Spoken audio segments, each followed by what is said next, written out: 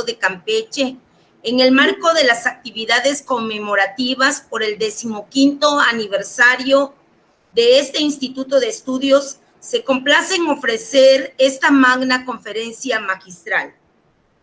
Me permito presentar a las autoridades que nos acompañan. Al maestro Víctor Manuel Castillo González, el director general del Instituto de Estudios en Derechos Humanos. Significamos de igual forma la presencia del doctor Víctor Manuel Martínez Bullegoire, conferencista invitado el día de hoy. Agradecemos de igual forma la asistencia en el público de alumnos y egresados de esta casa de estudios, servidores públicos de diversas dependencias del personal de la CODECAN y público en general que nos acompaña. A continuación, le voy a ceder el uso de la palabra a la maestra Doraluz Tecuatzin Salazar, coordinadora académica de estudios de posgrado del INED, para leer una reseña curricular del ponente, el doctor Víctor Manuel Martínez Bullegoire. Cedo el uso de la palabra, maestra Doris. Buenas tardes a todos y a todas. Me permitiré leer una breve reseña curricular del doctor Víctor Manuel Martínez Bullegoire. El doctor cuenta con los siguientes estudios: licenciatura en Derecho por la Universidad Nacional Autónoma de México, especialidad en Derechos Humanos por el Instituto de Derechos Humanos de la Universidad Complutense de Madrid, especialidad en Derecho Constitucional y Ciencia Política en el Centro de Estudios Constitucionales en Madrid, doctorado en Derecho en la Universidad Complutense de Madrid, doctorado en Derechos Humanos en la Universidad Nacional de Educación a Distancia de España. Ha sido secretario académico de la UNAM, coordinador del Núcleo de Estudios Interdisciplinarios en Salud y Derechos Humanos, primer visitador de la Comisión Nacional de los Derechos Humanos, director general del Centro Nacional de Derechos Humanos de la Comisión Nacional de los Derechos Humanos, coordinador académico de la Unión de Universidades de América Latina, director general de Estudios de Legislación Universitaria en la UNAM, docente de licenciatura y posgrado de la UNAM y de diversas universidades e instituciones de educación superior del Distrito Federal, catedrático de este Instituto de Estudios en Derechos Humanos. Actualmente se desempeña como profesor y tutor del posgrado en bioética de la UNAM, coordinador del área de bioética social del programa universitario de bioética de la misma UNAM, coordinador académico del Seminario Interdisciplinario de Bioética y miembro de la Red Latinoamericana de Bioética. Investigador titular C de tiempo completo en el Instituto de Investigaciones Jurídicas de la Universidad Nacional Autónoma de México. Ha sido jurado en diversos premios jurídicos nacionales y es coordinador del área de Derechos Humanos en el Diccionario Jurídico Mexicano. Ha dictado más de 250 conferencias en universidades e instituciones de México y el extranjero. Ha participado en más de 200 eventos académicos, tanto nacionales como internacionales. Ha publicado más de 150 artículos y ponencias en revistas y obras especializadas. Es autor y coautor de diversas obras en materia de derechos humanos. Es suyo el tiempo, doctor Víctor Manuel Martínez Bullegoire. Pues muchas gracias primero por la invitación y felicitarlos por 15 años de mucho trabajo. Este instituto es pionero en la investigación y en los estudios de derechos humanos dentro de las comisiones de derechos humanos. Me tocó estar desde su origen en el instituto, cuando era yo primer visitador de la Comisión Nacional de Derechos Humanos, y de verdad da mucho gusto estar aquí de nuevo con ustedes, aunque sea por esta vía. Espero que pronto pueda ser en persona otra vez, porque además cuando hemos dado clase ahí lo hemos disfrutado muchísimo. Entonces, de verdad, agradezco mucho que me hayan invitado para festejar estos 15 años y de verdad, muchísimas felicidades. Tienen mucho para estar muy orgullosos del trabajo que se ha hecho en todos estos años. Voy a compartir pantalla para que platiquemos lo que había yo preparado. Permítame un segundo.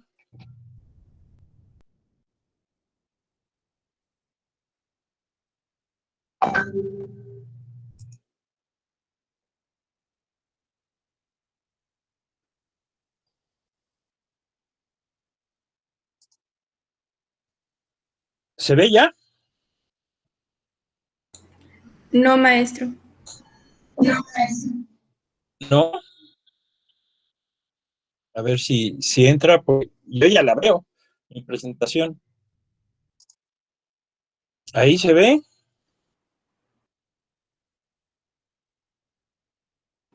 Sí, maestro, ya se ve su presentación. ¿Sí? ¿Se ve bien? Sí, sí se ve bien, doctor. Muy bien. Bueno, pues me pidieron que hablara un poco del derecho humanos, el derecho, bioética. Desde hace varios años yo estoy trabajando muchas cosas de bioética. Y que habláramos un poco de ese tema, pero lo vamos a hacer muy centrado y muy relacionado con la temática de derechos humanos. Un primer punto que hay que señalar es que el derecho y la bioética son dos disciplinas que son muy afines, van de la mano y de hecho yo diría que se han desarrollado de forma paralela. O sea, todos hemos oído que la bioética se origina en los años 70 del siglo pasado con el profesor Van Rensselaer-Potter, que publica primero un artículo, después un libro, donde habla de la bioética como puente hacia el futuro. Y el paralelismo con los derechos humanos es muy claro, porque a Potter le toca vivir pues, lo que pasa en la Segunda Guerra Mundial, la brutalidad de los campos de concentración, la brutalidad que significan también las bombas atómicas.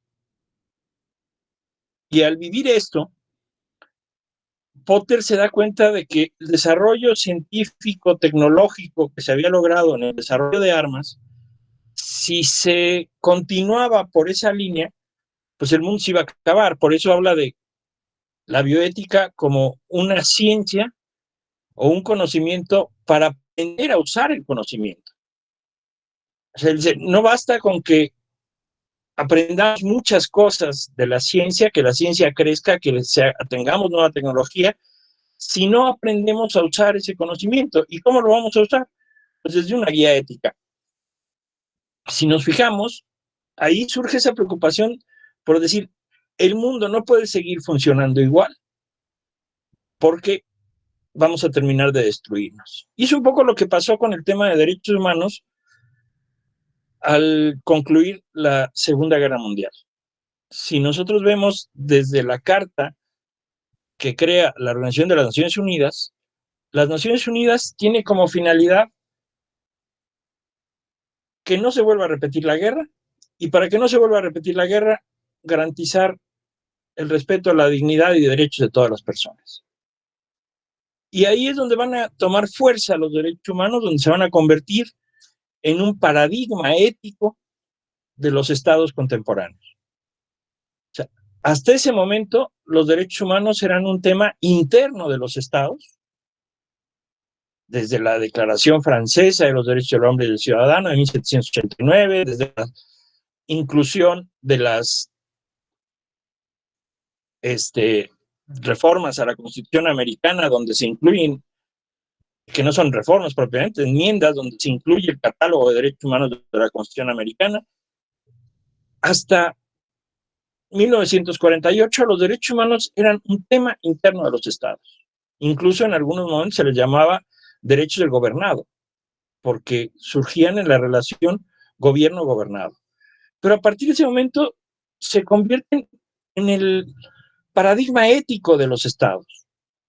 O sea, si un estado quería pertenecer a la comunidad internacional, la que se va a formar después de la Segunda Guerra Mundial, donde la finalidad es que no vuelva a repetirse una guerra, una conflagración mundial de esas dimensiones. ¿Por qué? Porque la misma lógica de lo que se vio en la Segunda Guerra Mundial, los estados dicen, si hay una tercera guerra mundial, se acaba el mundo. Es un poco la misma visión de Potter, que dice, tenemos que aprender a usar el conocimiento. Por eso dice, la bioética es un puente hacia el futuro. La única posibilidad que haya futuro es que aprendamos a usar el conocimiento de otra forma, basados en la ética. Y un conocimiento orientado al respeto de la vida de las personas. Por eso ese paralelismo, se desarrollaron pues, en 1948 la Declaración Universal, pero sabemos que los tratados internacionales en materia de derechos humanos se logran hasta 1966. O sea, el compromiso ya de los estados con los derechos humanos en tratados internacionales es en 1966 y entran en vigor hasta 1976, los de Naciones Unidas. Si vemos Potter en los años 70, es cuando a principios de los años 70 es cuando lanza su preocupación por la bioética. Hay ese paralelismo en el tiempo. Y los derechos humanos se convierten en la teoría ética o en la teoría moral del derecho para los estados desde ese momento hacia adelante.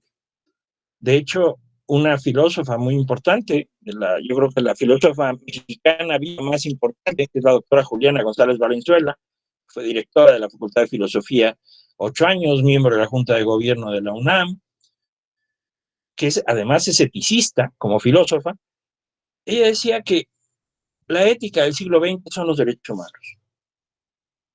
Abiertamente plantear los derechos humanos han venido a darle una renovación a la ética que viene desde los orígenes del pensamiento filosófico, desde los clásicos griegos, incluso antes, pero que con los derechos humanos se refuerza y toma como un sentido práctico. ¿Cómo tenemos que actuar cotidianamente para actuar bien, para actuar correctamente?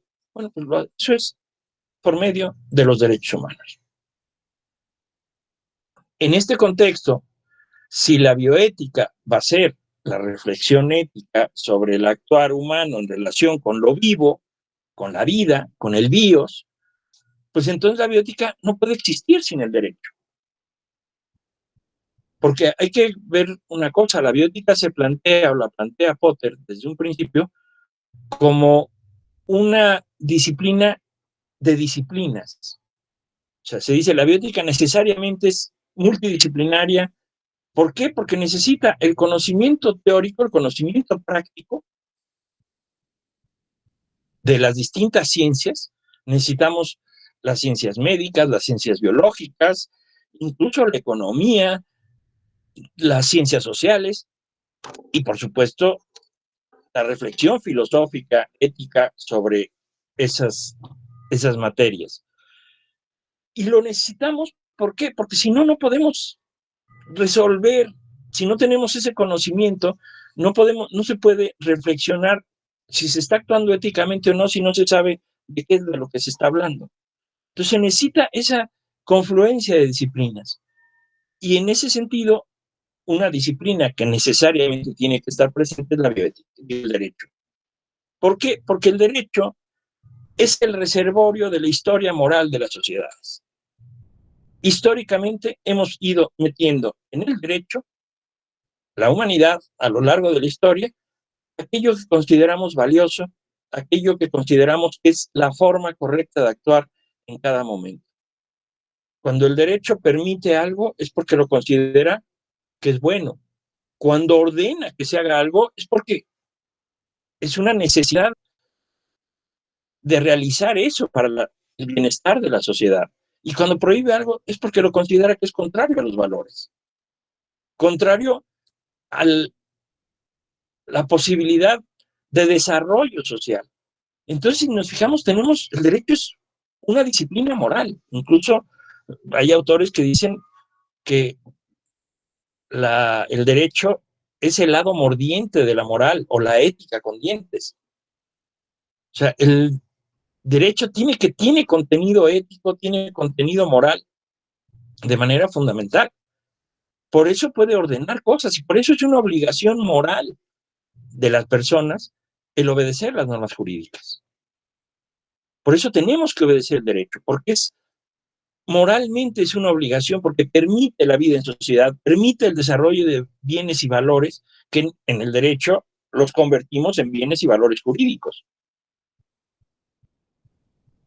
Bueno, pero por otra parte, hoy día el derecho necesita de la bioética.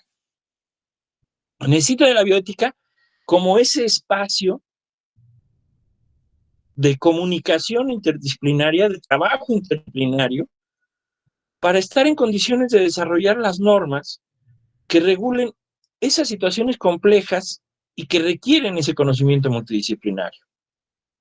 Miren, en los años 90, en el Instituto de Investigaciones Jurídicas, creamos un núcleo de estudios interdisciplinarios en salud y derechos humanos, donde invitamos biólogos, médicos de distintos campos, pero invitamos filósofos, invitamos sociólogos, invitamos economistas, invitamos incluso un sacerdote.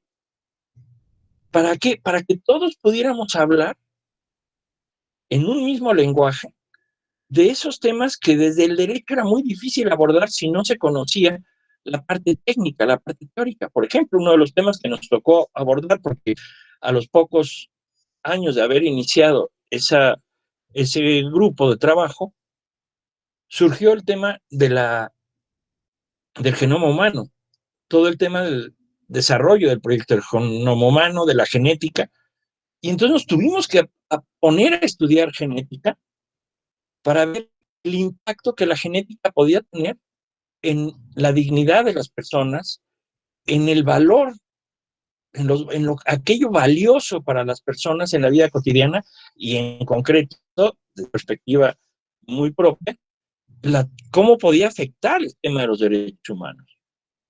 Y así empezamos a trabajar temas como, por ejemplo, la protección de la intimidad personal, conocimiento genómico, al conocimiento de la genética. ¿Por qué? Bueno, pues porque el genoma trae toda la información, es nuestra intimidad biológica y es toda la información de lo que somos biológicamente. Entonces, había que protegerlo. Había que proteger cómo se usaba ese conocimiento para el bien de la salud de las personas y no para el mal. A los pocos años, por ejemplo, de que se empezó a trabajar el tema de genética en el mundo y vino ese boom de la genética, vino la clonación, la famosa oveja Dolly, que era el primer caso de clonación en mamíferos. Entonces se planteó el dilema de si se podían clonar seres humanos. Y entonces había que reflexionar sobre qué es un ser humano, sus características, su personalidad, los derechos que tiene, el derecho a una familia, el derecho a su propia identidad personal. Y esa reflexión llevó a que UNESCO creara un comité de bioética para abordar este tipo de temas y al poco tiempo se sacó una declaración para proteger a las personas de los desarrollos en materia de genética humana, pero una declaración que hacía referencia a genética y a derechos humanos. ¿Por qué? Porque el medio tenemos, o que la bioética podía encontrar, y la ética, para institucionalizar los valores y la correcta forma de actuar en la sociedad, son precisamente los derechos humanos. O sea, ese derecho, que es esa ética con ética con dientes, o esa moral, ese contenido moral del derecho que podemos imponer mediante normas jurídicas en la sociedad, es indispensable para que la reflexión filosófica, ética, se da en la bioética, se lleve a institucionalizarse socialmente. Y hoy día hay muchísimos temas en que tenemos que trabajar de manera conjunta los juristas con médicos, con distintos tipos de científicos.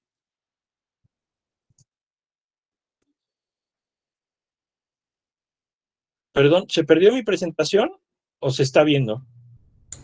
¿Se está viendo, doctor? Es que yo no la veía. Ya. Algo le pasó aquí a mi computador, hizo una cosa rara, perdón. Bueno, pero decíamos entonces, la bioética necesita, y la reflexión ética necesitan al derecho, porque es indispensable para que se implementen en la vida social esos valores. Y ese es el contenido que tenemos del derecho. Y así, por ejemplo, tenemos temas tan complejos como los trasplantes, o la eutanasia, o la reproducción asistida, donde viene toda esa temática que los abogados por sí mismos, los que estudiamos el derecho, pues no tenemos el conocimiento científico si no trabajamos de la mano con los científicos, los médicos, los biólogos, que son los que trabajan estos temas, los que tienen esa información. Y así podemos nosotros empujar reformas, empujar la normatividad que regule correctamente toda esa normatividad. Entonces, el derecho requiere esa reflexión ética, también que hace la bioética. O sea, saber si se debe permitir, por ejemplo, que la gente venda un órgano para trasplante. Bueno, ahí hay un tema que es fundamentalmente un tema de ética, no es un tema simplemente jurídico. El derecho, después que se resuelve si es correcto o no, el derecho puede establecer que se permita o se prohíba que se vendan órganos para trasplantes. O, por ejemplo, como consecuencia tenemos hoy que no se pueden vender órganos, se considera un delito la venta de órganos, se pueden donar, pero no se pueden vender. ¿Por qué? Porque eso implica una comercialización del cuerpo, una cosificación de las personas, lo cual pues los lleva a una situación muy grave.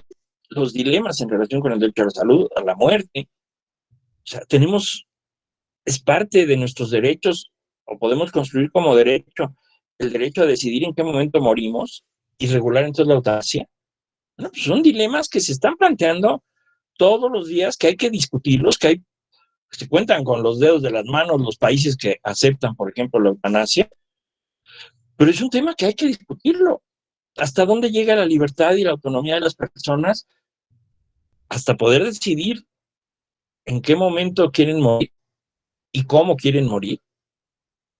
O ya no nos vayamos tan dramáticos, simplemente cómo queremos ser atendidos ante una enfermedad. Y entonces se desarrolla desde el derecho un instrumento, por ejemplo, que es el consentimiento informado. Hoy día, cualquier intervención médica que se haga sobre nosotros requiere necesariamente que firmemos un consentimiento y que previamente el médico nos explique qué es lo que nos va a hacer, qué posibilidades tenemos, qué alcance tiene ese tratamiento, si hay riesgos en que estamos implicados. ¿No? Incluso la Suprema Corte de Justicia de la Nación ha dicho que el consentimiento informado es un derecho humano. O sea, es expresión de nuestros derechos a la libertad, a la autonomía, a la protección de nuestra salud. En esta lógica, fíjense cómo se ha ido transformando el mundo de esa atención médica que antes teníamos, donde simplemente íbamos al que conocía la medicina, al médico, y bajo una visión paternalista, el médico nos decía qué tenemos que hacer, el paciente no podía decir nada. Tenía que obedecer a ciegas lo que le decía el médico. Hoy no.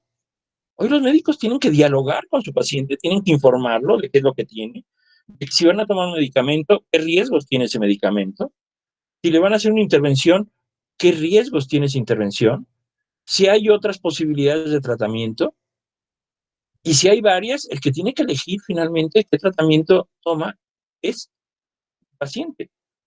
No podemos decidirlo, ni lo puede decidir un abogado, se lo tiene que decidir el médico o se tiene que decidir en conjunto con el médico. El que nos tiene que dar esa información es el médico. Entonces, se fijan, hoy día esa necesidad de trabajo interdisciplinario es fundamental. Bien, por ejemplo, para decidir qué tratamiento médico vamos a recibir, se necesita muchas veces el acompañamiento del trabajo social, de las y los trabajadores sociales. ¿Por qué? Pues porque muchas veces para decidir qué tratamiento, pues hay que ver en qué costo tiene, qué impacto va a tener en nuestra vida social, si ese tratamiento nos va a afectar económicamente, nos va a afectar en nuestra interacción con la sociedad. Bueno, para eso está una disciplina que es totalmente distinta, que es el trabajo social, que se mete en ese ámbito para ver cómo se puede apoyar a las personas. Bueno, eso desde el derecho lo tenemos hoy día que tomar en cuenta y trabajamos en conjunto con todo eso. Y esto nos importa mucho a la hora de construir y ver el respeto a los derechos humanos de las personas. Esto nos ha enriquecido muchísimo el derecho y al mismo tiempo el derecho ha enriquecido muchísimo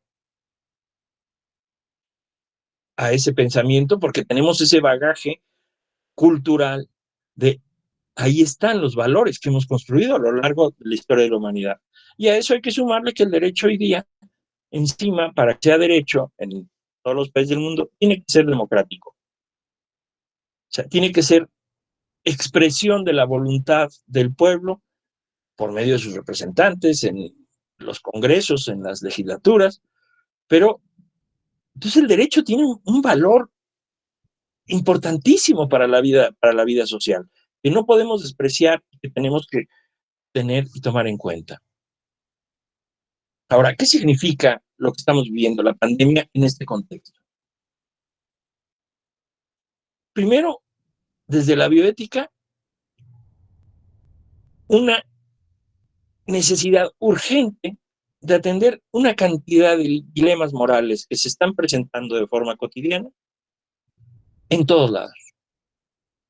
O sea, la pandemia nos ha puesto ante la necesidad de atención de la salud de las personas,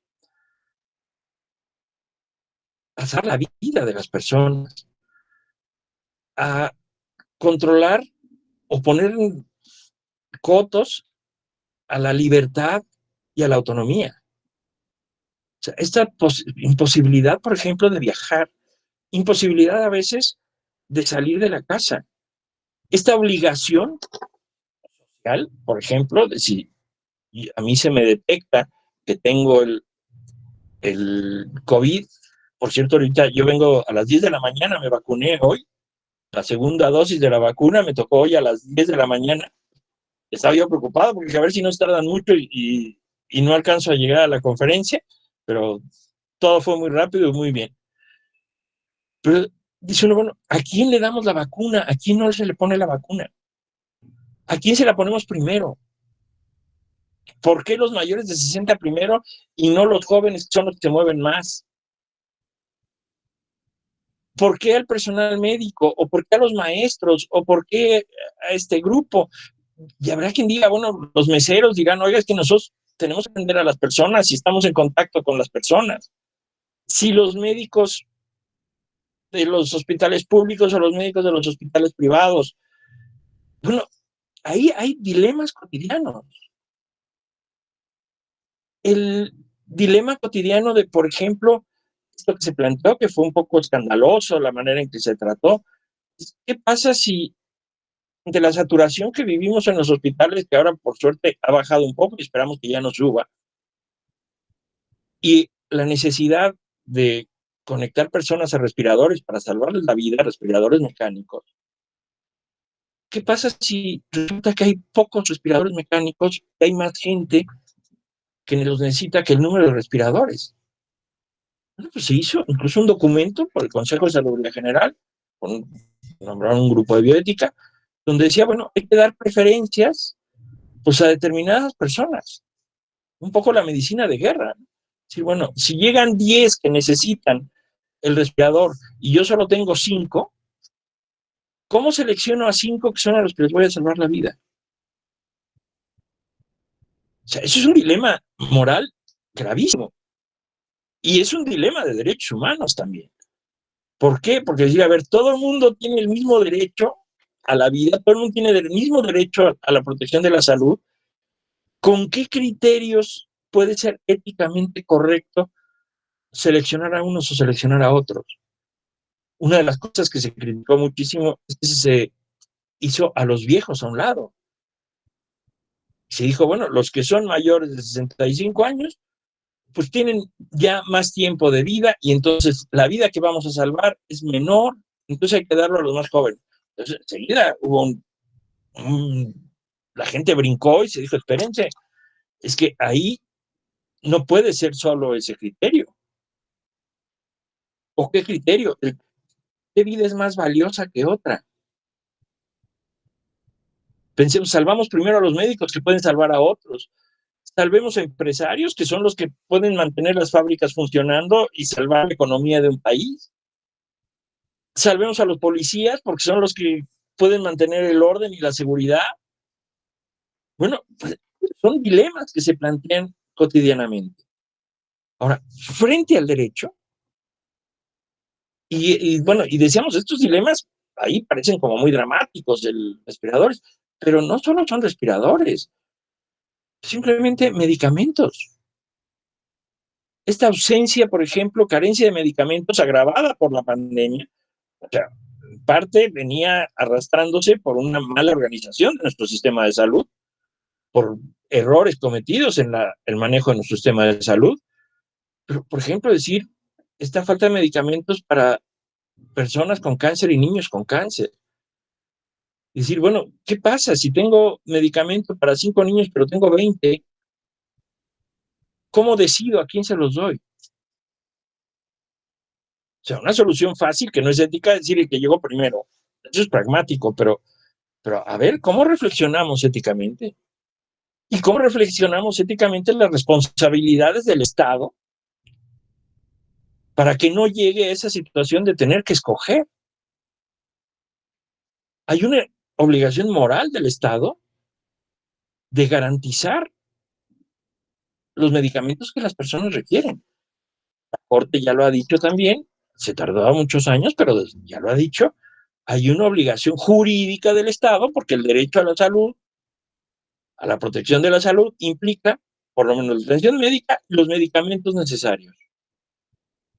¿Qué quiere decir? Que esa obligación moral del Estado ya la tomamos en el derecho, ya la metimos como contenido de un derecho humano y ya es también una obligación jurídica, ya no solo es una obligación moral. Y al ser una obligación jurídica podemos exigir la responsabilidad a los Estados. Ojo, ahí tendríamos que también estar las comisiones de derechos humanos haciendo un trabajo importante, de ver con qué cosas está cumpliendo o incumpliendo el Estado respecto al contenido de nuestros derechos. A eso hay que sumarle situaciones inéditas que el derecho está enfrentando. Pensemos que la pandemia de estas características anterior fue la famosa gripe española, porque las otras que tuvimos a principios de este siglo, el SARS y el MERS, y esto por suerte fueron el H1N1, sí fueron importantes, pero han tenido un impacto muy pequeño. Pensemos que la pandemia nos ha llevado a que en menos de un año murieron más de 1 millón de personas en el mundo. Que en México hoy día, en números oficiales, tenemos más de 200,000 muertos y se duda de, no sabemos realmente cuántos son, pero hay quien habla de más del doble de esos 200,000. Entonces, una situación así es inédita. No porque no haya pandemias, tenemos la pandemia del SIDA que sigue vigente y que ha muerto muchísima gente, más gente todavía que por esta pandemia. Lo que pasa es que es una pandemia que tiene 40 años desarrollándose. Pero aquí, una pandemia como la de la gripe española de los años 20 del siglo pasado, que llegó a arrasar y más de 40 millones de personas murieron en el mundo, pues la estamos empezando ahora. Entonces el derecho tiene que desarrollar nuevas normas, tiene que desarrollar nuevos criterios, tiene que dar facultades a las autoridades para que puedan actuar. Son situaciones absolutamente inéditas. El derecho tiene que aprender a trabajar. Y que de nuevo, si no las trabajamos bajo la óptica de primero entender qué es lo que pasa, lo que se ha dicho en todos lados y en todo el mundo, no se pueden tomar medidas políticas o jurídicas si no es con base en el conocimiento científico. O sea, no se puede decir, hay que ponerse cubrebocas o no ponerse porque me es cómodo o no me es cómodo. No, si la ciencia me dice que hay que ponérselo porque así se evita que la gente se enferme y se muera, pues entonces lo considero, puedo establecer como una obligación. Primero es una obligación moral, pero también como una obligación jurídica. ¿Por qué? Porque si no, puede incurrir incluso en un delito, el delito de peligro de contagio. El dar una atención médica adecuada. En México es muy claro, una de las deficiencias que tiene nuestro sistema de salud es una atención primaria muy pobre. O sea, la atención primaria de la salud, esa atención de primer contacto, pues sabemos que hay saturación en nuestros hospitales, que la gente a veces llega para recibir la atención de medicina familiar y tiene que esperar 3, 4 horas. En la Ciudad de México a veces son 6, 8 horas para que le den una cita, para que lo vea el médico. Bueno, pues esa atención primaria, esa atención incluso en la vivienda de las personas, brigadas de salud que acudan a la vivienda de las personas, el médico en casa, todas estas medidas que son fundamentales, o hubieran sido fundamentales para atajar la pandemia en su momento. Después un sistema de salud que pudiera dar diagnóstico inmediato, adecuado. O sea, el tema de si hacíamos pruebas o no hacemos pruebas. Bueno, jurídicamente se puede construir una obligación para el Estado de hacer pruebas. Yo creo que sí. Si se demuestra que la única manera de luchar eficientemente con la pandemia es, entre otras, tener diagnóstico, es decir, hacer pruebas diagnósticas. Y luego se dice, pero no importaba si se hacía la prueba o no se hacía la prueba. ¿Cómo no va a importar si se hace o no se hace la prueba? Incluso para que me puedan empezar a dar tratamiento. ¿Qué tratamiento me tienen que dar si tengo o no tengo SARS-CoV-2, SARS, o imagínense que no tengo COVID, tengo SARS o tengo influenza? Bueno, si tengo influenza hay medicamento específico, pero si es el otro me tienen que dar otro tipo de tratamientos. Entonces, hay que construir normas para situaciones no previstas. O sea, esta situación de carencia, cuartos de hospital. Entiendo que en Campeche ha habido la suerte de que no es uno de los estados que ha sido más golpeado. Pero aquí en la Ciudad de México, con la saturación de gente, las épocas más duras de la pandemia, era dramático. Todos conocíamos gente que se le pasaba días buscando un hospital para internar a su familiar y no había hospitales. O sea, todo el drama que eso genera, bueno, son temas que el derecho tiene que atender y que los derechos humanos ahí tienen que estar, porque son los que van a marcar la protección finalmente de la dignidad de las personas.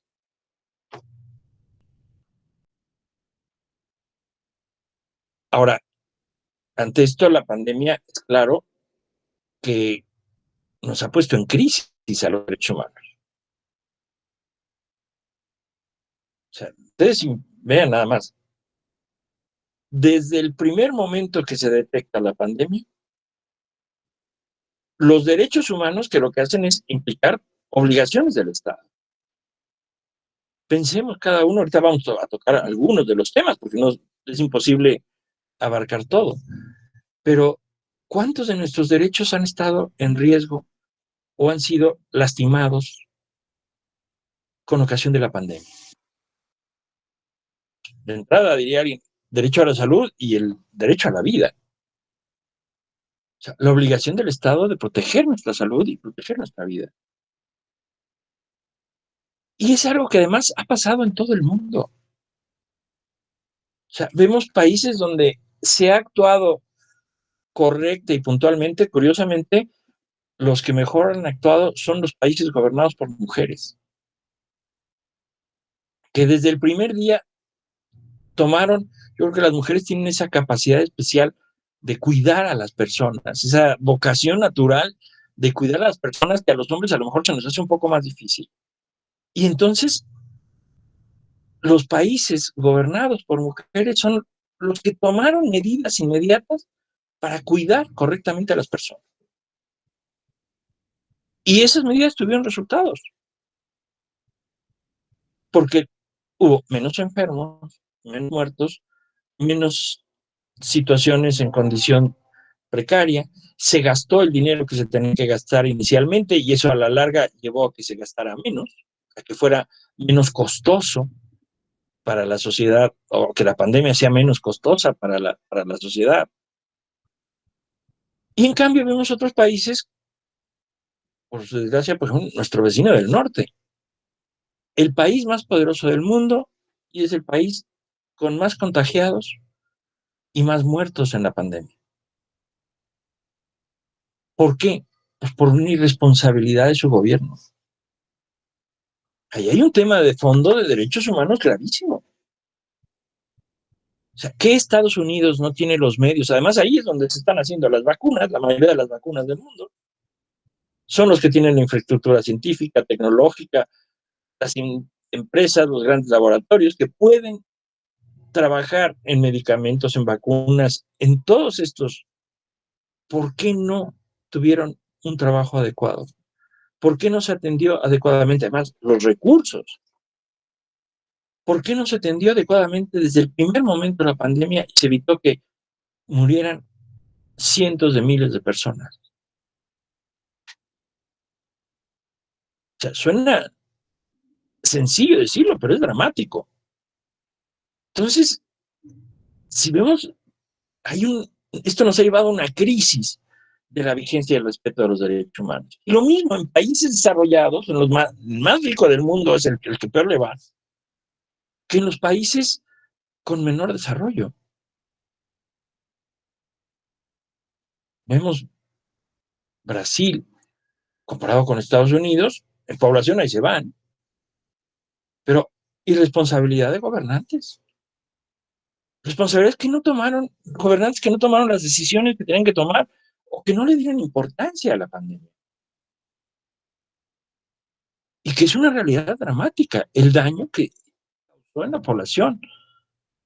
No solo en muertes, todavía no sabemos ni siquiera cuál es el daño que va a causar a la larga a la economía de estos países.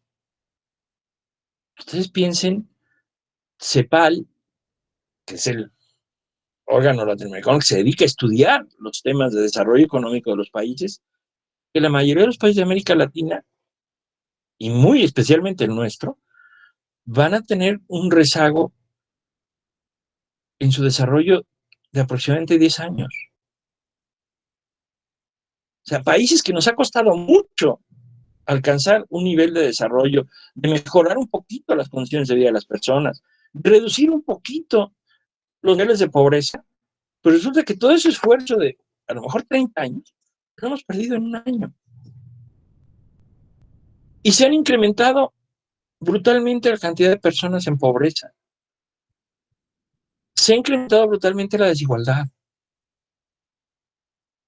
Bueno, frente a eso, los derechos humanos no se pueden quedar apáticos. Los derechos humanos necesitan una reformulación, necesitan un replanteamiento, necesitan ver cómo van a abordar esos temas.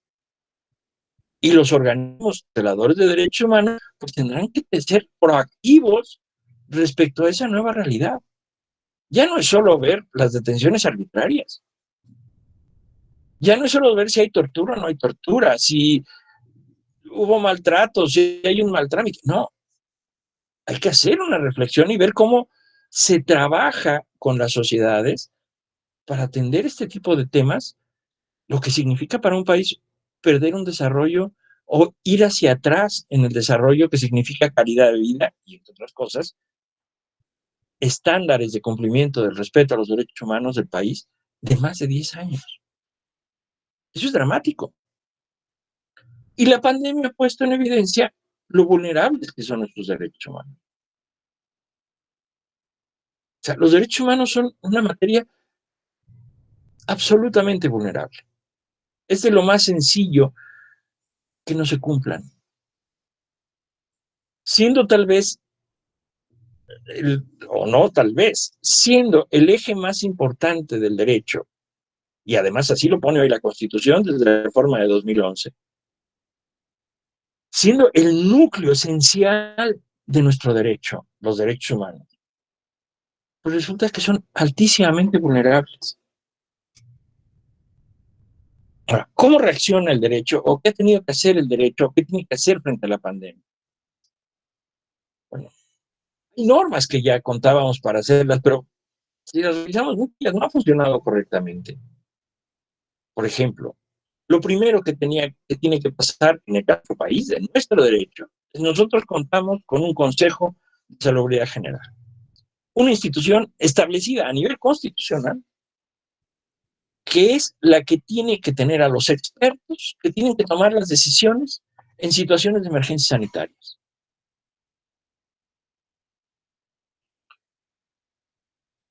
Ese consejo tiene la facultad de decretar la emergencia sanitaria, así como la OMS tiene la competencia de decir que hay una emergencia sanitaria a nivel internacional y calificarla como pandemia, como lo hizo desde marzo del año pasado.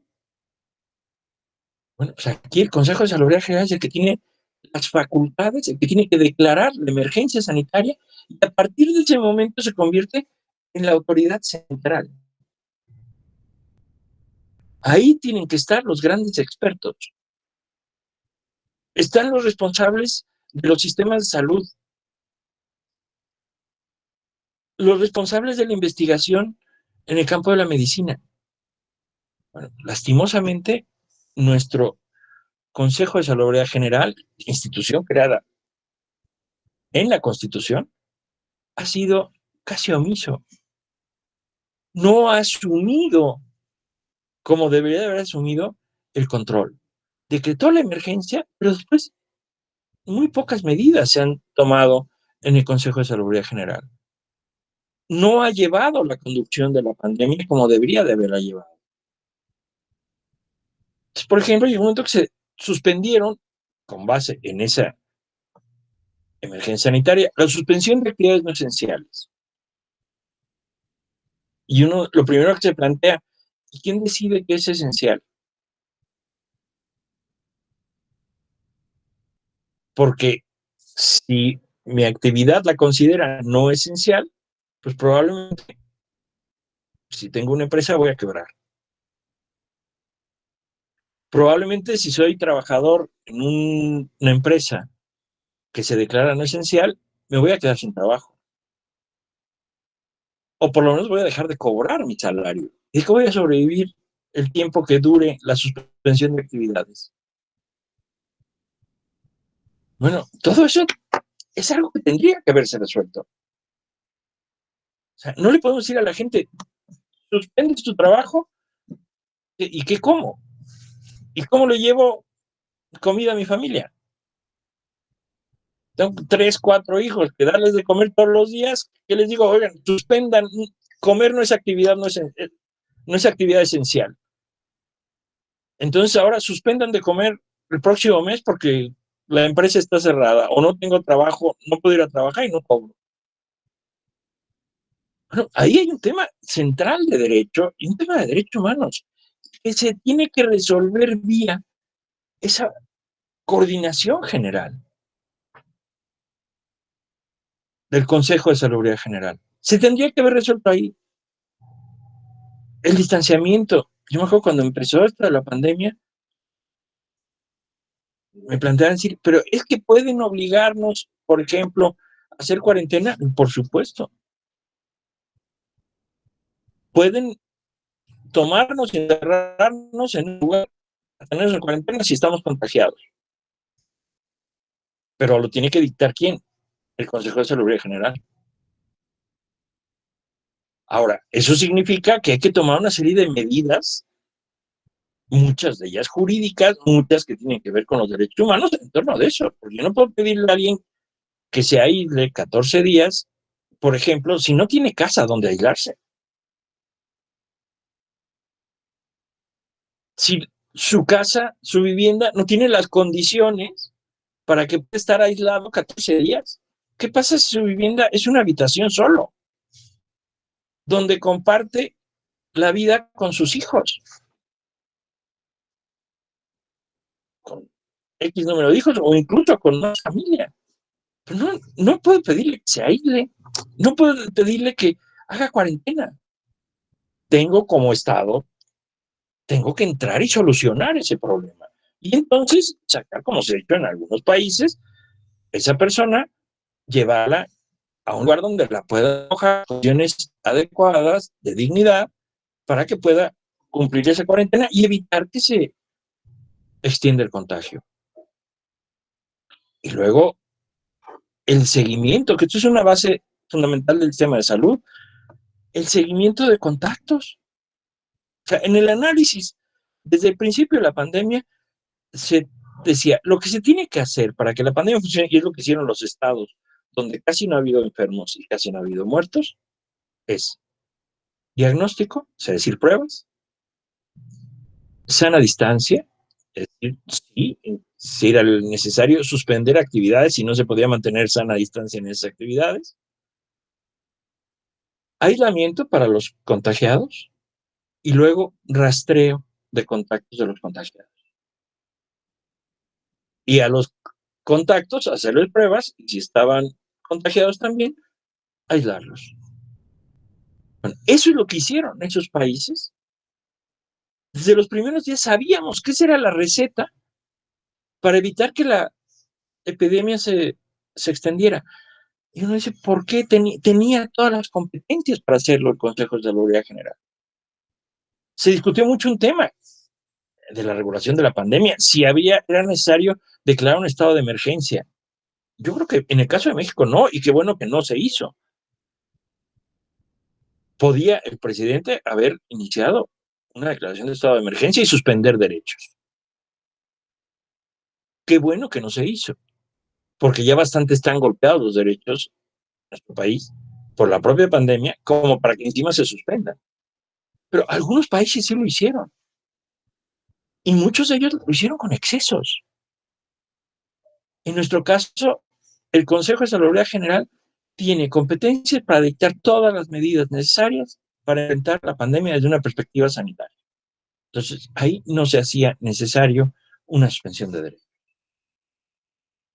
Ahora, la suspensión de derechos implica simplemente, pues no tienes derechos, no, implica cómo vamos a hacer para evitar que la gente muera, que la gente se enferme, pero no solo muera y se enferme de COVID, muera, se enferme por falta de alimento, por falta de trabajo, por falta de condiciones adecuadas, por falta de acceso a servicios públicos, por falta de muchísimas cosas. Una de las cosas que seguramente vamos a tener que estudiar en los próximos años es cuántos murieron, no por la pandemia, sino por la mala atención a otras enfermedades, a otros problemas, por consecuencia del aislamiento de la pandemia,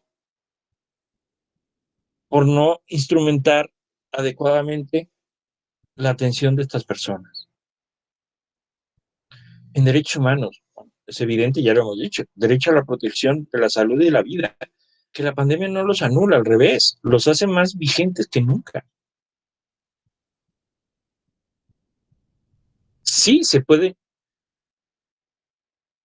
recanalizar, encontrar otras formas de atención, pero incluso si hubiera suspensión de derechos, estos dos derechos no se suspenden. La obligación de atender la salud de las personas sigue existiendo. Entonces, esta situación donde hospitales se convierten en hospitales COVID y se suspenden cirugías, se suspenden consultas, se suspenden tratamientos médicos. Bueno, pues tan grave es alguien que se muere, que está infectado y se muere de COVID, como alguien que está con un cáncer que le suspende un tratamiento de quimioterapia o de radiación. ¿Por qué? Porque eso va a implicar que se muera. No se va a morir de COVID, pero se va a morir de la enfermedad.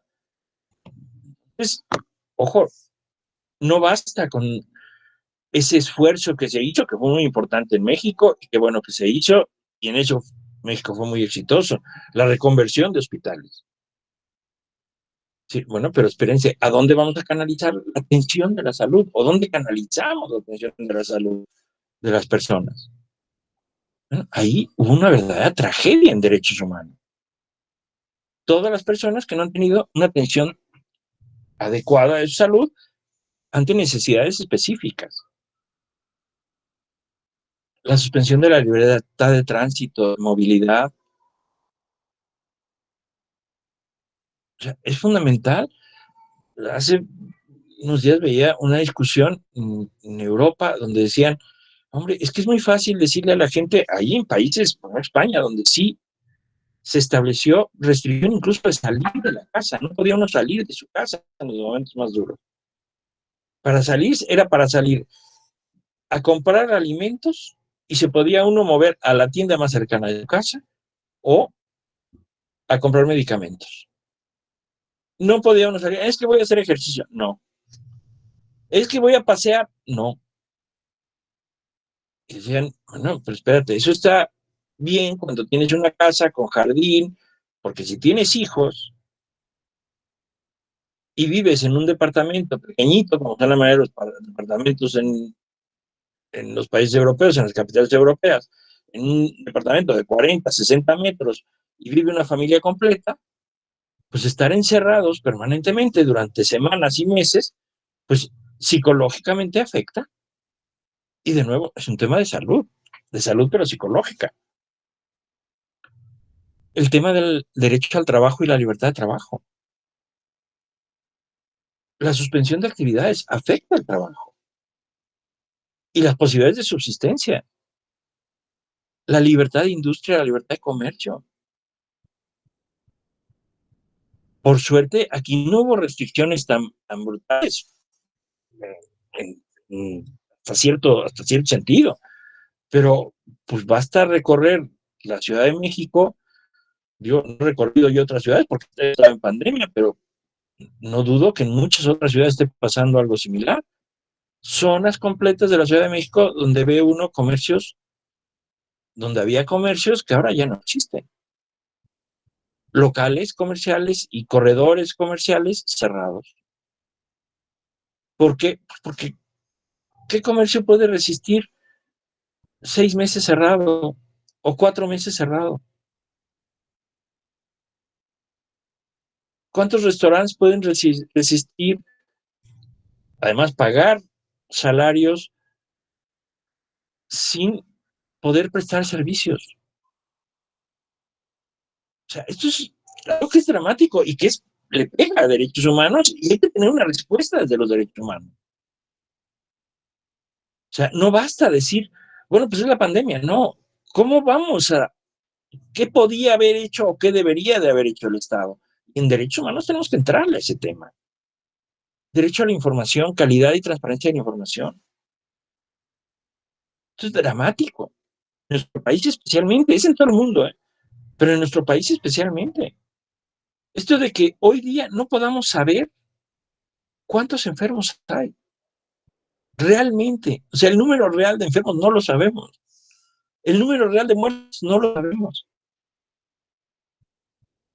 Y es indispensable la información para poder tomar decisiones. Hay algo que a mí, por ejemplo, desde el principio de la pandemia, me llama mucho la atención, es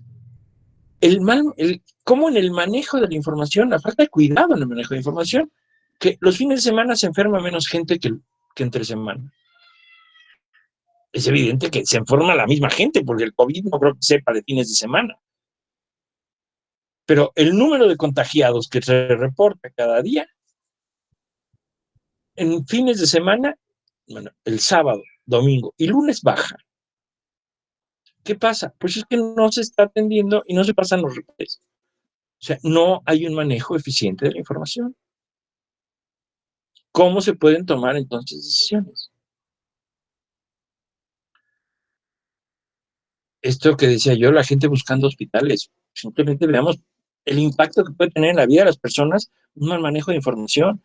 Mientras nos daban datos en las conferencias oficiales donde decían, hay tal porcentaje de ocupación, bueno, conozco muchas personas que se pasaron días buscando dónde ingresar a su familiar porque no había camas. Y a lo mejor dicen, no, es que hospitalaria sí hay camas, pero tú vives en la Ciudad de México y hay cama en Campeche. O vives en Campeche y hay camas en Monterrey. No, ¿por qué no ha habido un sistema de información adecuado para que todo el mundo sepa en qué momento dónde tiene que acudir si es que está enfermo?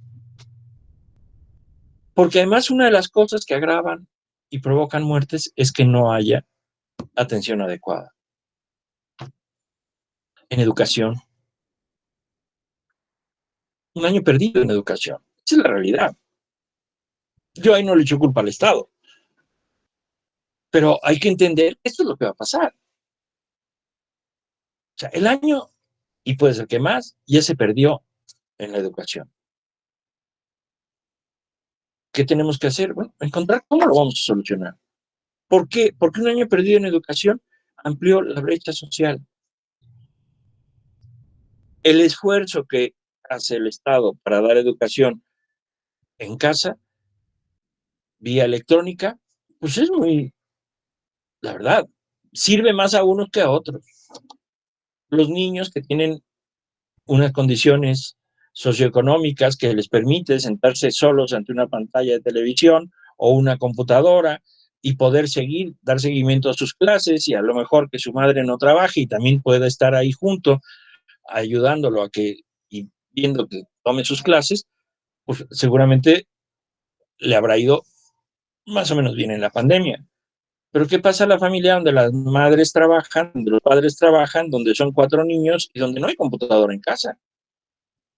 Y a lo mejor hay una televisión que tienen que compartir los 4 y ver a qué hora se transmite y a veces se habrán encimado. Y digo, todas estas problemáticas son reales. Esto le pega a la igualdad. Esto decíamos, el incremento de la pobreza y el retraso en el desarrollo, pues ha incrementado de manera brutal la desigualdad en el país. Y ahí hay un tema central de derechos humanos. Tenemos que entrar y resolverlo. Efectos de la suspensión de actividades. ¿Cuántos trámites la gente no ha podido hacer? Simplemente credenciales de lector. Altas fiscales. Hasta el día de hoy hay quejas de personas que llevan meses tratando de darse de alta fiscalmente, por tanto no han podido trabajar.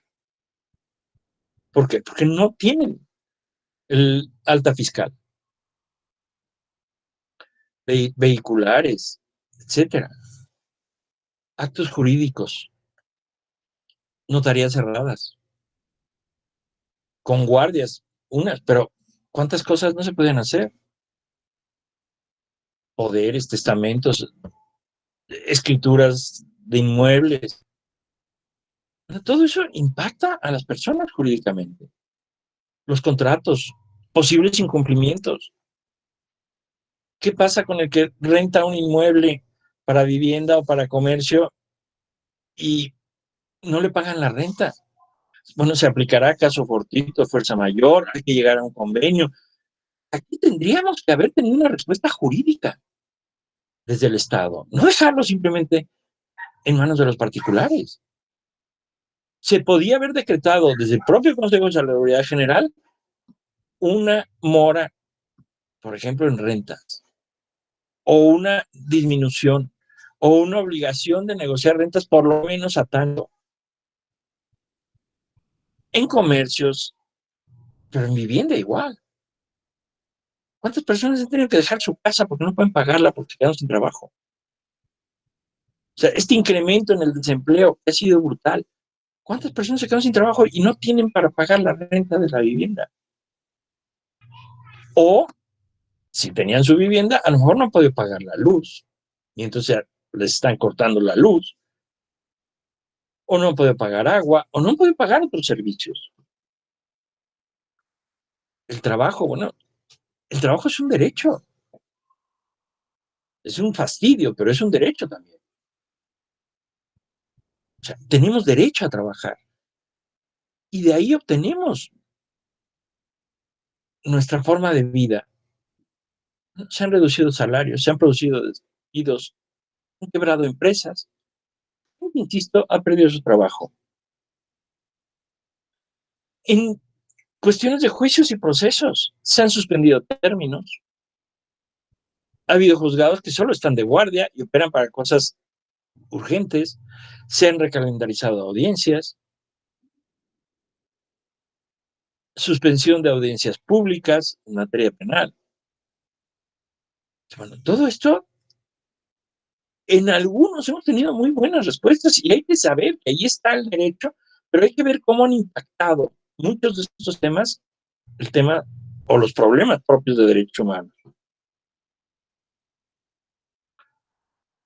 El derecho tiene que enfrentar el desarrollo de instrumentos y normas que sirvan a la sociedad para evitar el desplome de la actividad económica y la productividad. O sea, ¿cómo se va a salir de la crisis?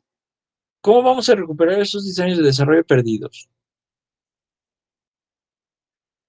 Eso es importante. Habrá que asumir un sistema normativo que nos permita mejorar productividad y que nos permita avanzar en esto. Pero hay temas centrales que tenemos que entrar.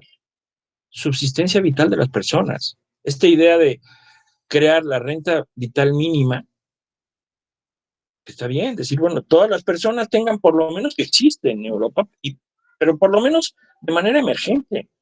Es decir, a ver, durante la emergencia de la crisis y lo necesario para que las cosas medio se normalicen, pues las personas que no tienen ingreso reciban del Estado una renta mínima, básica, para que les permita subsistir. Eso impacta en seguridad pública, porque yo si tengo que darle de comer a mis hijos y no tengo, puedo salir a robar. Ante la desesperación, habrá quien no le quede otra que salir a robar. Bueno, pues todo eso tenemos que atenderlo. Y el derecho tiene que resolverlo ahí, y se tiene que resolver mucho desde perspectiva de derechos humanos. La protección del trabajo. La mayoría de los países europeos, por ejemplo, inventaron unas cosas que se llamaban expedientes de regulación de empleo. Se tenían que cerrar las empresas por cuestiones sanitarias, sí, pero se regulaba, se registraba que se iba a cerrar la empresa, y entonces los trabajadores, si bien se les redució un sueldo, el Estado les pagaba el sueldo durante X número de meses. ¿Por qué? Porque así la empresa no quiebra y la persona recibe un ingreso. Y se salvan los puestos de trabajo. O sea, si no, pues nos pasa como ha pasado aquí, que creció la cantidad de desempleados de manera brutal. Para que estos puedan volver a trabajar, pues va a haber que reforzar y reactivar la economía. La protección y estímulo al comercio, decíamos, todo esto, la cantidad de comercios que vemos cerrados. La protección a la planta industrial y productiva. O sea, desarrollar una planta industrial cuesta años. Perder una industria por la pandemia es un daño casi irreparable. Ver cómo hacemos para que se pierdan lo menos posible. Desde derechos humanos podemos decir que vivimos una tragedia. Es una verdadera tragedia. Hay unos retrocesos brutales en los estándares de satisfacción, vigencia y respeto, en todos los ámbitos. A esto hay que sumarle la trivialización de la tragedia humana. La muerte, le hemos perdido empatía. O sea, todos los días mueren cuando menos 200 y tantos, pero lo normal es que sean arriba de 400, 500 muertos durante todo este año. Ustedes piensen que cuando se cae un avión, se mueren 200 y pico de personas y se hace un escándalo y es primera plana a nivel mundial. Bueno, desde que empezó la pandemia, estamos como si se cayeran en México por lo menos 2 o 3 aviones diarios. Y no nos espanta. Y lo estamos trivializando. La tragedia humana que viven todas esas personas, que están viviendo, todos los que han perdido a sus familiares, todos los que han visto sufrir a sus familiares, además el aislamiento, de tener que llegar a dejar a un familiar en la puerta de un hospital y no volverlo a ver, y no poderlo acompañar, y no saber en qué condiciones falleció. Y la saturación y gran esfuerzo en los hospitales. Esa tragedia humana, hemos perdido empatía. Realmente nos duele poco. Eso debería de preocuparnos. Y aquí volvemos al tema de vulnerabilidad de los derechos. Los derechos son vulnerables ante los intereses políticos. En todo el mundo, la inmensa mayoría de los gobiernos, y mientras más problemas tienen internos, más uso político han hecho de la tragedia que es la pandemia. Entonces, que si toman decisiones basadas en cuestiones políticas y no cuestiones científicas, que si deciden una cosa u otra, que si se apoyan en una cosa o en otra, eso es dramático. O sea, el riesgo en que están los derechos humanos ahí. Los derechos humanos están en riesgo ante los intereses económicos. Hablaban de medicamentos como el Remdesivir, que existía antes de la pandemia, pero que se descubrió que era posible, que ayudaba a curar la pandemia, y que resulta que subió más de 1000% a partir del momento que se estaba a aplicar en la pandemia. Los intereses comerciales y económicos, desde el nivel más pedestre. A todos nos tocó ver cómo a lo mejor farmacia de la esquina, los cubrebocas que costaban 5 pesos, de repente empezaron a costar 20. El gel que necesitamos para estarnos desinfectando subió de precio brutalmente. Y ya no, y vamos a eso de ahí, desde lo más pedestre de la farmacia de la esquina, del que no perdió la oportunidad de enriquecerse con esa situación, a lo que hicieron los grandes, o hacen los grandes laboratorios. Grandes laboratorios que han hecho una genialidad, que es crear vacunas en un plazo increíble. Nunca en la historia de la humanidad se habían desarrollado vacunas, además tan eficientes como las que están ahora, en un plazo tan corto. O sea, la vacuna más rápida que se había hecho en la historia costó 6 años. Estos se las echaron en 4 o 5 meses, ya tenían la vacuna lista, y lo demás fueron los ensayos para ver que no fueran peligrosas. Pero ¿cuánto están ganando esos laboratorios? ¿Cuánto van a ganar? ¿Por qué no cumplieron, por ejemplo, con entregas que tenían pactadas de vacunas a COVAX, al Programa de Naciones Unidas, para llevar vacunas de manera solidaria a los países pobres? ¿Por qué no cumplieron? Pues porque otros países ricos les compraron esas vacunas.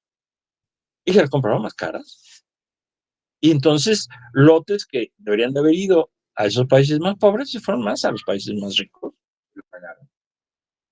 Y ese egoísmo y falta de solidaridad en lo humano entre todos nosotros. O sea, esta queja de decir los países ricos han acumulado vacunas. La Unión Europea tiene contratos firmados por vacunas para vacunar, creo que 3 o 4 veces a todos sus habitantes. ¿Para qué quieren vacunar 3 o 4 veces a la gente? México, que somos un país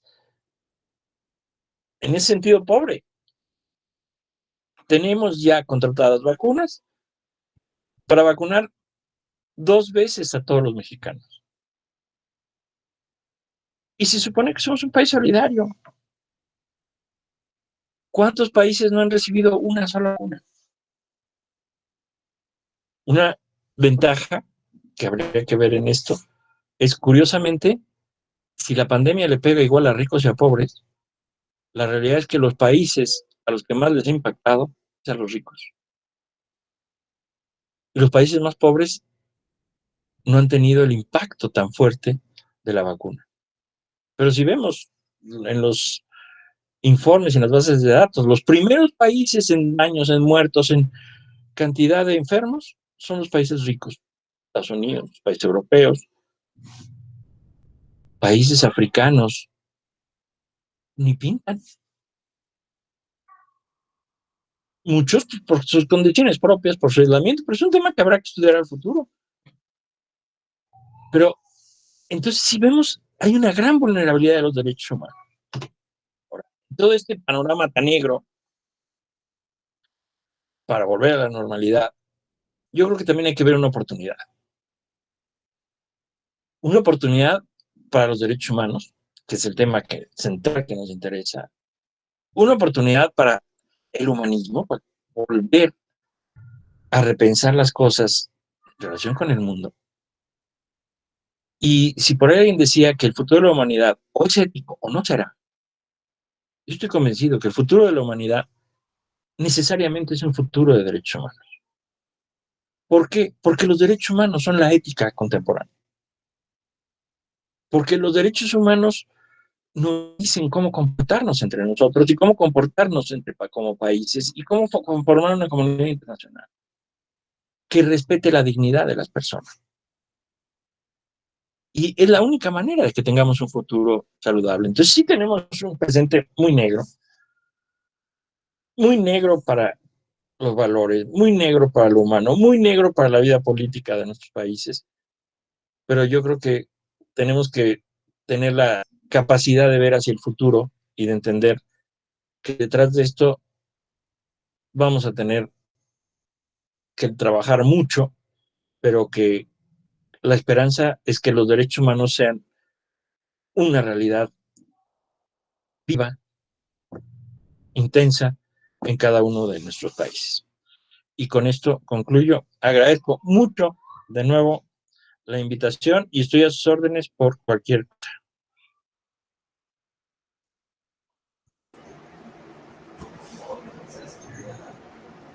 Gracias, doctor. Excelente conferencia. Si algún alumno o compañero que nos está asistiendo aquí en esta conferencia desea realizar alguna pregunta al doctor, pues este es el momento de hacerlo, de esclarecer alguna duda. Si no, vamos a continuar con el programa.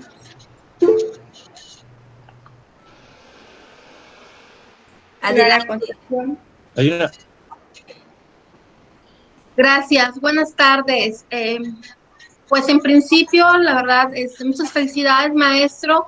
Un tema muy interesante y más, pues, la manera en cómo lo desarrolló usted, dándonos más que nada ejemplos. Eso es lo que ayuda mucho a que podamos entender esto.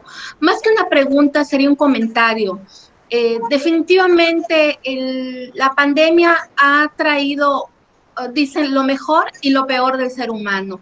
En el sentido... Pues lo mejor de que, si bien es cierto, nos hemos unido ante una misma causa para tratar de entender todas estas cuestiones, no menos cierto es lo que comentó usted en varias ocasiones durante su disertación, que es que hay una falta de solidaridad y empatía del ser humano y tal pareciera, de algún modo, que existieran personas de primer y de segundo nivel, cuando sabemos que los derechos humanos pues son universales. Sí me gustaría saber su opinión al respecto, en el sentido de lo que en alguna ocasión se ha manejado precisamente por la pandemia, que estamos obligándonos o estamos transitando en el camino de que se está privilegiando a personas por sobre otras, y entonces estamos creando una jerarquía de importancia entre personas de primer nivel y de segundo nivel. Es un tema muy interesante porque además el problema es que esos criterios de clasificación de las personas son, en la mayoría de los casos, son políticos. No responden ni siquiera al valor de aportación a la sociedad, etcétera.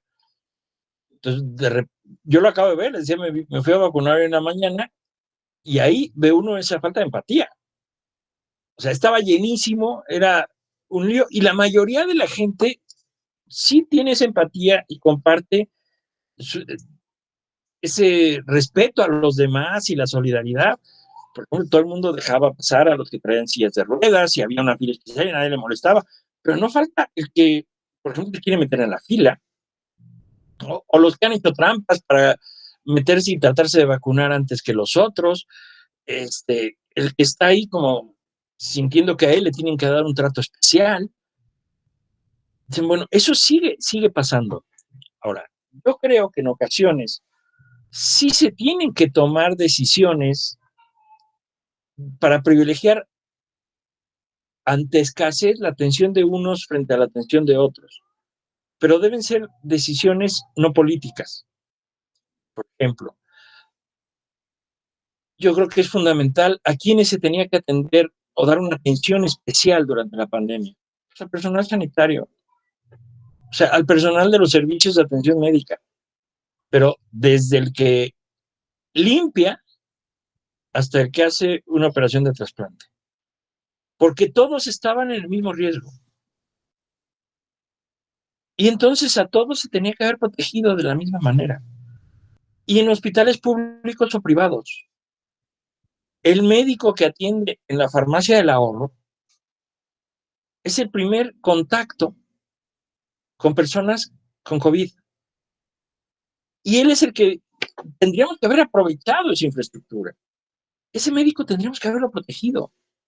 Ese estaba arriesgando la vida por nosotros, por atender a las personas y canalizarlas y a ver, lo que usted tiene es COVID, y encontrar mecanismos para canalizarlos adecuadamente.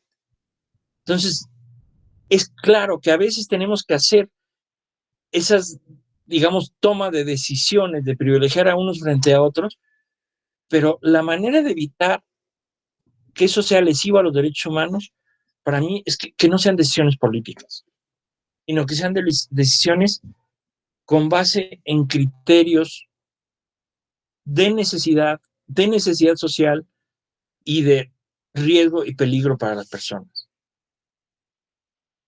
Esto, por ejemplo, que decían se ha relegado. México, no puedo decir ni qué pasó porque ni siquiera esa información tenemos adecuada, pero en países europeos fue dramático lo que pasó, por ejemplo, con las residencias de ancianos.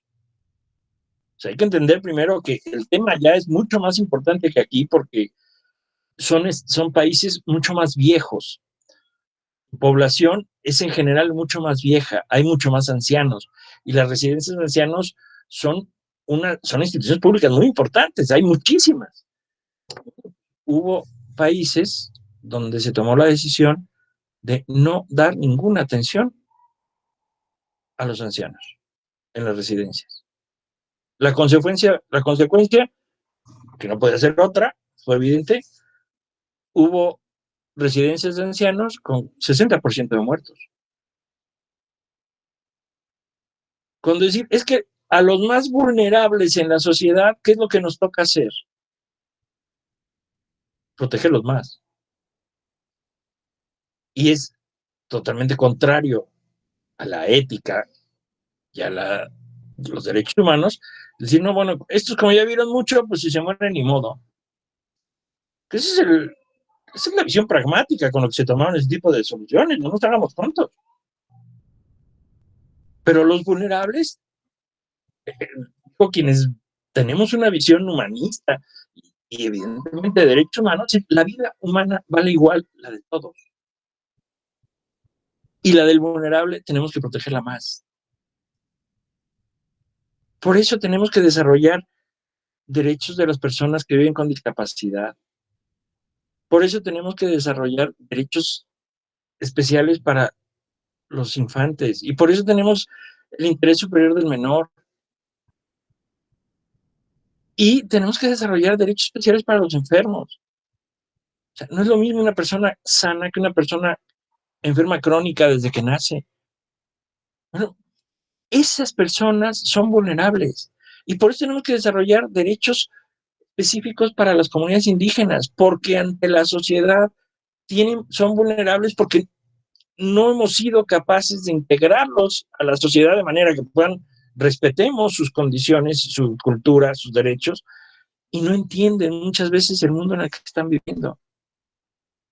Y los migrantes son vulnerables frente a los demás, y los presos en las cárceles son vulnerables. Por eso la vulnerabilidad en derechos humanos es un tema central. Y en la pandemia es un tema que a veces lo hemos dejado de lado. Y a los vulnerables, en lugar de preocuparnos más por ellos, lo que hemos hecho es prescindir de ellos. De verdad, lo de los ancianos en los países europeos ha sido dramático. Yo estoy convencido que aquí algo así ha pasado, pero hay menos estancias residencias para ancianos, y muchas de ellas funcionan pues más con criterios de un humanismo religioso. Muchos son de monjitas, muchos son de órdenes religiosas, otros son pues existen porque hay una vocación de un grupo de personas por mantener eso, pero hay muy pocas como servicio público del Estado. Entonces, no lo vemos o no lo hemos visto, pero seguramente también ha sido muy dramático lo que han vivido en esas residencias en el país. Pero, digo, ese tipo de cosas muestran lo que a veces, el daño que pueden hacer de que ese tipo de cosas se tomen por decisiones de carácter político. Espero haber contestado, Clara. Muchas gracias, maestro. Claro que sí. Bueno, vamos a continuar con el programa. El licenciado Eduardo García Solís. Con él cerramos el momento de participaciones. ¿Tiene cerrado su micrófono? Adelante, licenciado Eduardo.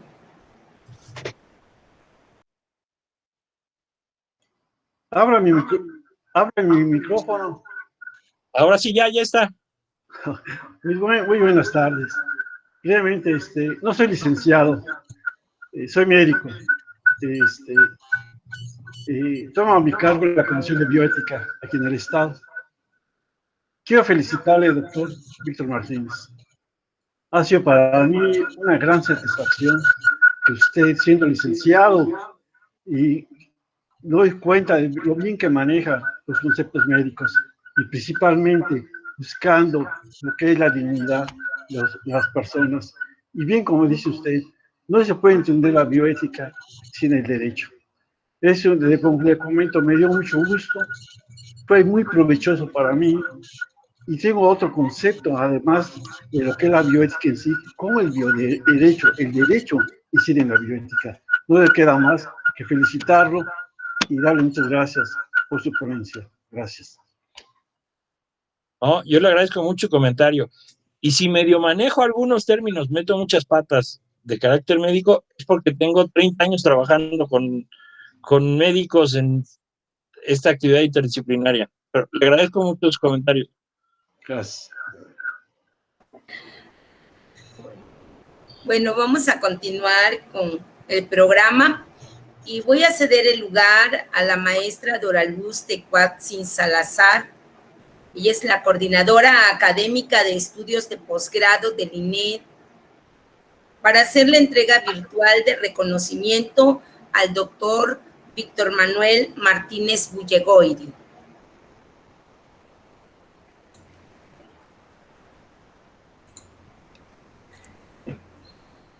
Buenas tardes. De nueva cuenta, doctor Víctor Manuel Martínez Bullegoiri, excelente exposición. Nada más nos queda que agradecerle por este espacio en el que nos pudo brindar esta información. Efectivamente, doctor, hace 15 años usted aceptó nuestro proyecto educativo, nuestro primer plan y programa de estudios, que fue la especialidad y maestría en Derechos Humanos en el año 2006. Usted fue uno de nuestros docentes pioneros en ese plan y programa de estudios. Y hoy, de nueva cuenta, aunque sea a través de estos medios digitales, me da mucho gusto saludarle y es un honor para mí hacerle entrega de este reconocimiento. a nombre de la Comisión de Derechos Humanos del Estado de Campeche, representado por su presidente, el licenciado Juan Antonio Renedo Dorantes, a través del Instituto de Estudios en Derechos Humanos, órgano académico, representado por el maestro Víctor Manuel Castillo González. Otorgan el presente reconocimiento al doctor Víctor Manuel Martínez Bullegoiri por su invaluable participación como ponente de la conferencia magistral Bioética y Bioderecho en tiempos de COVID-19, desarrollada el día lunes 12 de abril del año en curso en el marco de las actividades conmemorativas por el 15º aniversario del Instituto de Estudios en Derechos Humanos a través de estos medios digitales. Enhorabuena, doctor. Me da mucho gusto verlo, aunque sea a través de una pantalla. Y espero que más adelante tengamos la oportunidad de verlo ya de manera física aquí en el instituto, en nuestras aulas de nueva cuenta, pero de verdad me da mucho gusto verlo y saber que está bien, gozando de salud, todos resguardados, pero sobre todo gozando de salud y verlo, poder transmitirnos esos conocimientos. Enhorabuena, doctor. Un abrazo a la distancia.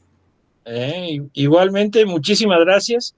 Y de verdad, muchísimas gracias. No saben qué gusto me da participar en los 15 años después de haber participado en los inicios. Es de verdad un gustazo. Además, ustedes saben que le tengo un cariño muy especial a Campeche, porque antes de este instituto tuve el gusto de participar con la universidad en las maestrías, ayudando a crear las maestrías en la Facultad de Derecho y con el tribunal. Entonces, para mí Campeche es, bueno, mi hija se quejaba cada vez que yo salía a Campeche, porque iba a veces 5, 6, 7 veces en el semestre, ya te vas a tu campechito. Entonces, para mí, de verdad, Campeche siempre ha sido muy, muy especial y pues hay grandes amigos ahí, como ustedes, que hay que volverlos a ver. Así es que esperemos que pase la pandemia rápido y podamos vernos físicamente. Así es, doctor. Un abrazo, doctor. Gracias, doctor. Solo nos resta a todo el público que nos acompaña, ¿verdad? Agradecemos su presencia, esperando que sigan pasando muy buenas tardes. Hasta luego. Gracias de nuevo.